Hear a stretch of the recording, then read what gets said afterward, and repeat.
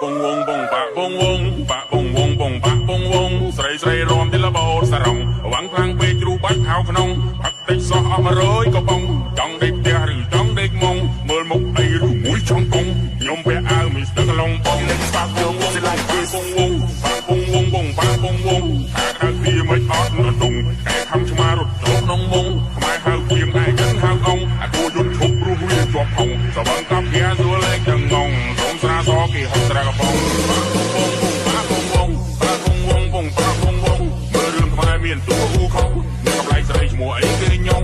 ចូលចិត្តញ៉ាំបងលហងតែពេលពុលឡានខ្ញុំថើតកងឥឡូវស៊ីគូកំភ្លេចដាក់កងរកបាត់នេះខ្ញុំឡើងវិលបង